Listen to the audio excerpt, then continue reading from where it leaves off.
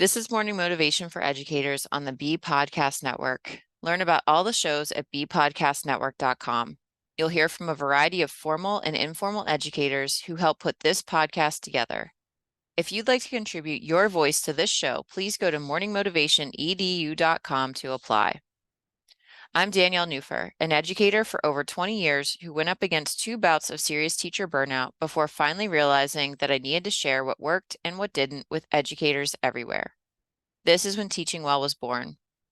At Teaching Well, I partner with schools who recognize that when teacher well-being is prioritized, true teaching and learning can happen. And there's nothing more integral to building this kind of school culture than finding ways to care for yourself in the midst of all the school day hustle and bustle. Building in these moments is what this show is all about and what I hope to bring to you each time I get the opportunity to speak with you here. So with that, let's begin. Good morning, educators. Whether you're molding minds in the classroom or orchestrating a larger vision from an office, this message is for both of you. The dedication you all show year after year is commendable, and the hurdles of the past few academic sessions go without saying. And often it's these most challenging moments that really define us. And teachers, alongside with our school leaders, you've faced your fair share of these moments. Despite our best intentions, we can't control others' responses and reactions. When these uncontrollable factors surround us, how do we navigate? How do we focus on what's beyond our grasp? Or do we anchor ourselves and manage what's within our reach? Ask yourself, how do I want to show up this year? And from here, let's reverse engineer our journey. To aid in navigating these challenging moments, I'm going to share with you 3 tools to find calm amidst chaos in your classroom or your school. These tools have been my guide for years, offering quick, mindful techniques for both educators and students. It's been invaluable for diffusing tension or simply allowing a moment of peace. So I'm going to share with you these 3 tools. And please feel free to write them down or just come back and listen to this.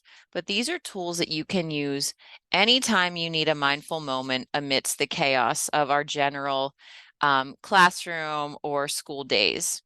So these are ways that will help you to just not necessarily normalize, but just roll with the ups and downs of the classroom and school environment. So number 1, take 3 breaths. At intermittent points throughout your day, like between classes or when you feel emotions or tension starting to rise, you just take 3 breaths. This is a great way to get a little space between a stimulus and a potential reaction. And I know I've shared with this before, you could do a 4-7-8 breathing pattern where you inhale for 4 breaths, you hold for 7, and you exhale for 8. So try that 3 times. Another thing that you can do to find those mindful moments in your days is between classes or during your lunchtime, however brief it may be, do a quick body scan, checking in with any place you feel good or are holding tension. Try to notice these places that feel good and try to bring some awareness and relaxation to those places that are tense. So you can start at your head and you can go down to your toes. And again, you can do this even without a lot of time. And maybe you write yourself a note to remember to do 3 breaths and do the body scan. The third tool for finding calm amidst the chaos is practicing this caring practice. So the words are, may I enjoy well-being, happiness, and peace. And you just can put your hand on your heart and you can just repeat this to yourself. May I enjoy well-being, happiness, and peace. And maybe you even quietly offer this to your students. You don't need to say this out loud. May you enjoy well-being, happiness, and peace. Maybe when you look at somebody, you're thinking this. May you enjoy well-being, happiness, and peace. Maybe before you go into a meeting with a parent or a phone call with a parent, you just kind of pause.